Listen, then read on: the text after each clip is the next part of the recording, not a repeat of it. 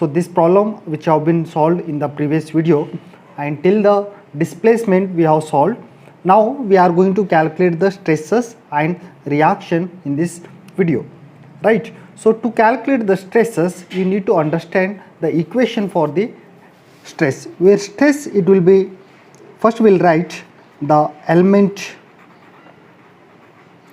stress in 1, okay. So or you can say stress in element 1. So in this element 1, what is the stress is developing due to this displacement and the loading conditions, that you need to calculate.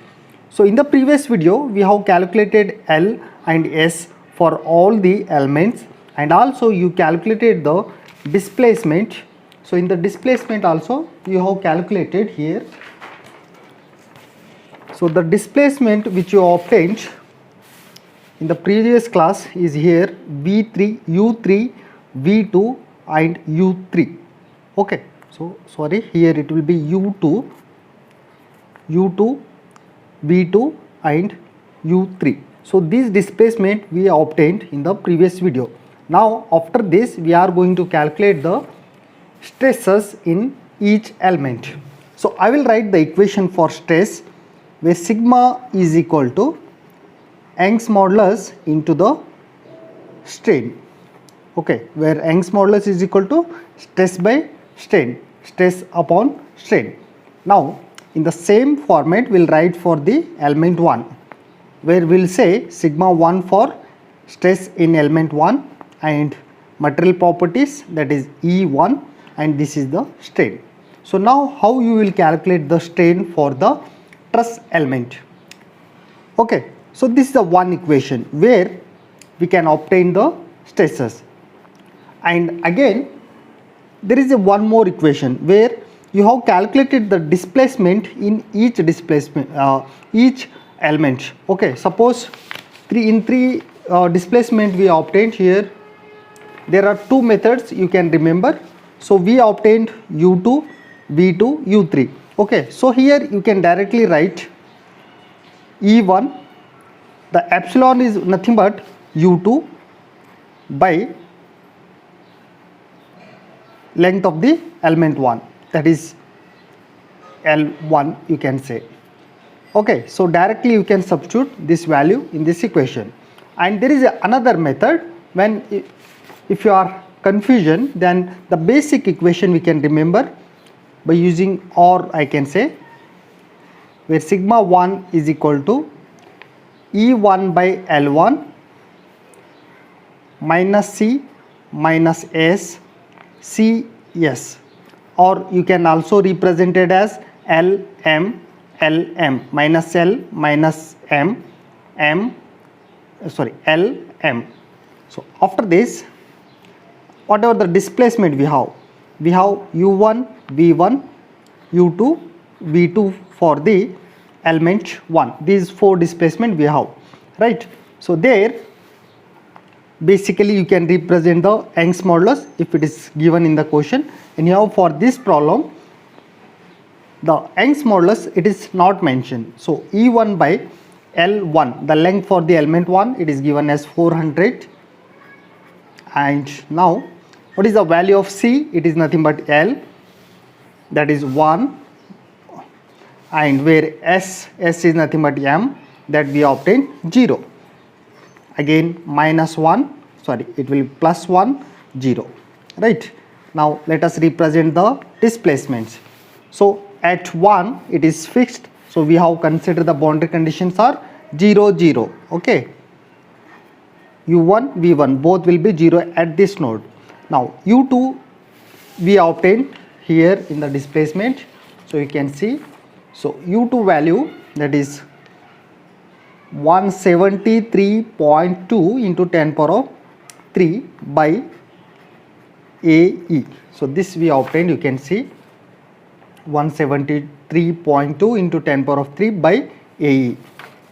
And again V2 is also we obtained, that is minus 75.75 into 10 power of 3 by AE, that is V2. So u2 and v2 we have taken from this equation.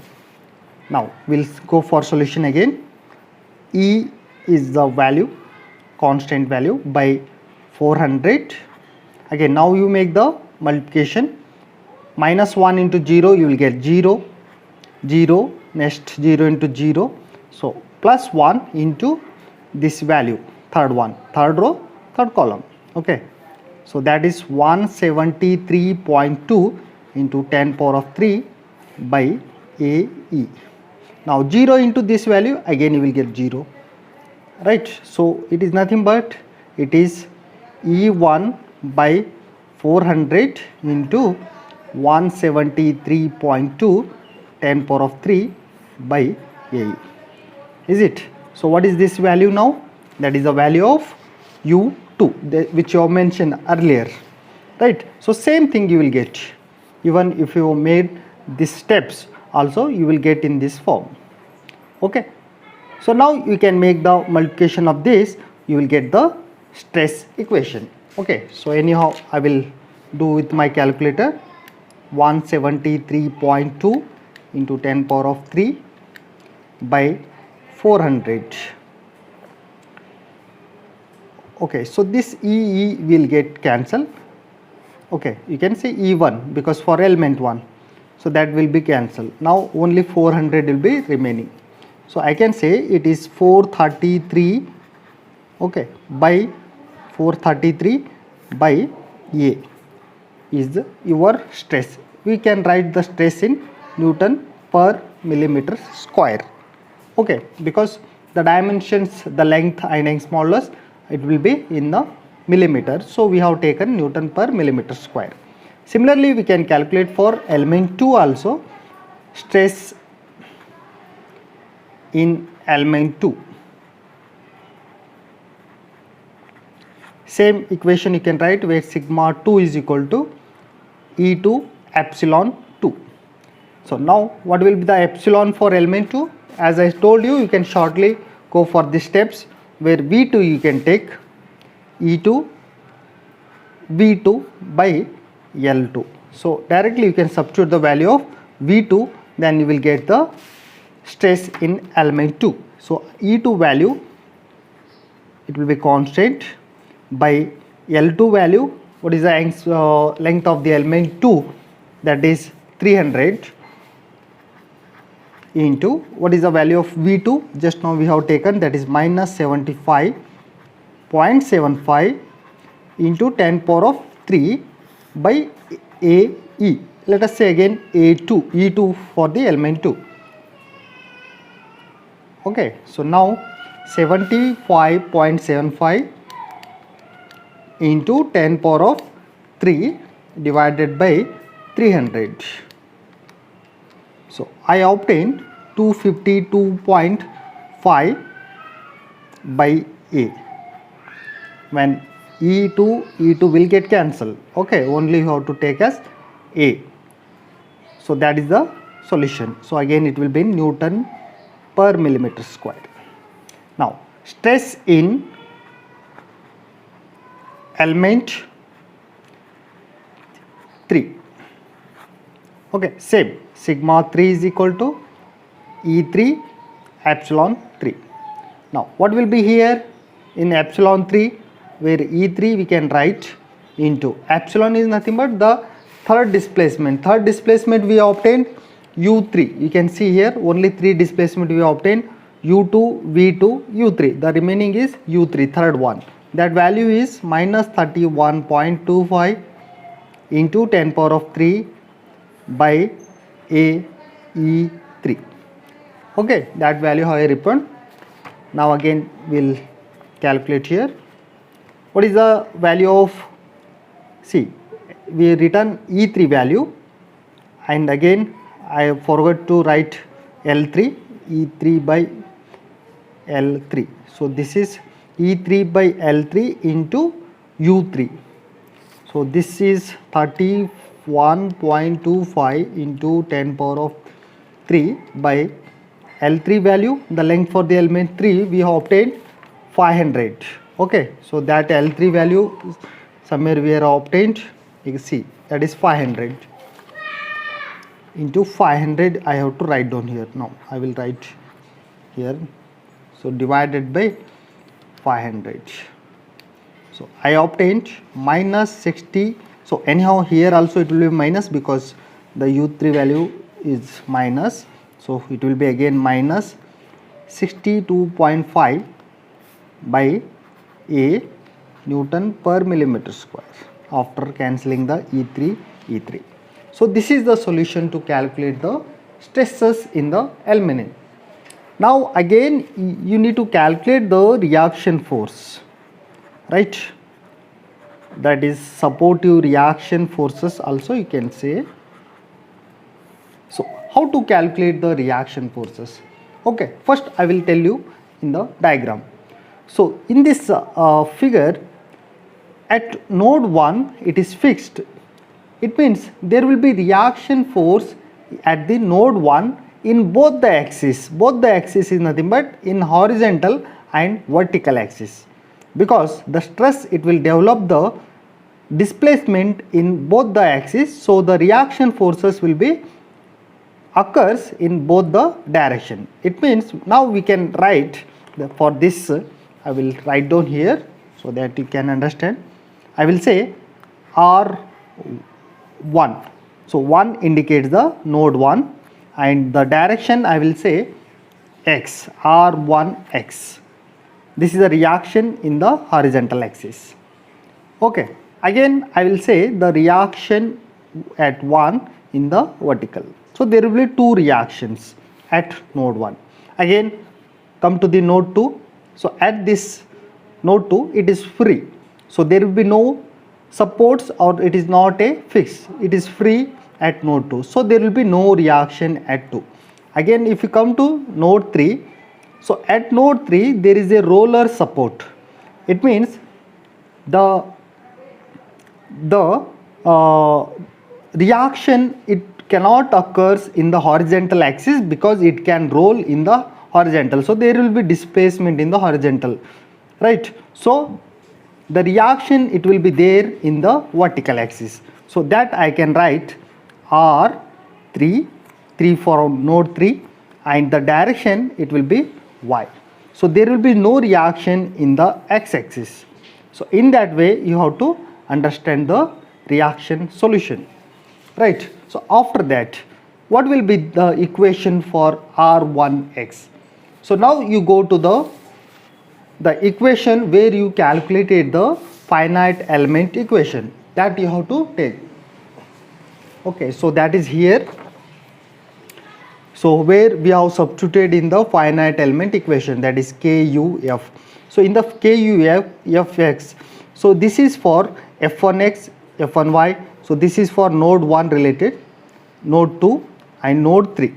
Now as I said, at 1 and at 2 there will be reaction forces. It means R1X, R1Y.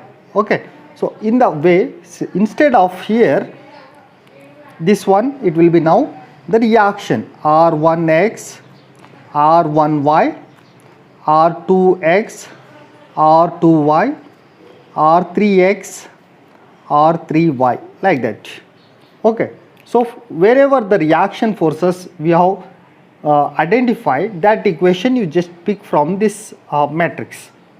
Okay, got it? So what is there in the first equation? It is AE by 100. Okay, AE by 100. The first equation you have to write first row. Okay, only take the first row into the displacement. Okay, whatever the displacement you have to write down is equal to R1X. Okay, now you substitute the value of all these displacement, then you will get the reaction force. That's it. Okay, so I will write once again.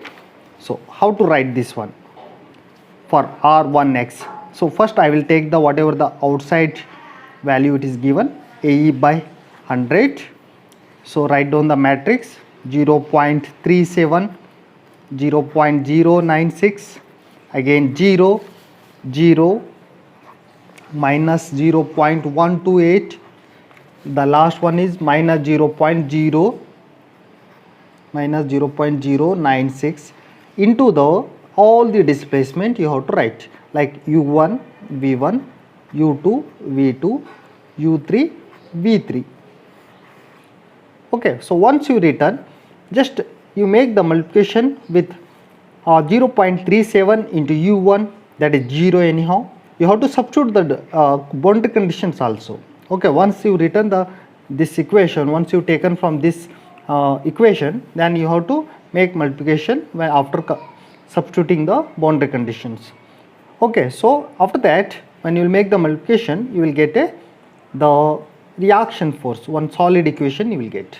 Okay, so from this calculation, okay, so the final answer I will write, because it will take more time. You can do it this one. Okay, I will write the final answer from this, that is we will obtain minus 250 into root 3 plus 200 Newton. Okay, so try for this answer. Again, if you are any questions, you can comment me in the box, so that again I will go through in details. Again, for 2 also, take the second equation and apply the boundary condition, make the multiplication, you will get the r1y. For third equation, r3y. So r3y is nothing but where it is the last equation. Okay, so this equation you have to take. Anyhow, AE by 100 is common for 1, 2 and 6 also, AE by 100. So write down this equation, and again the displacement vector should be same, and the boundary condition, apply the boundary condition, and you will get the r3y. So this is the solution. Anyhow, I will write down the answers here. For r1y, we obtain 150 Newton. Okay, and r3y, we obtained 400 Newton. Okay, so try for these answers. So thank you for watching this video. Have a good day.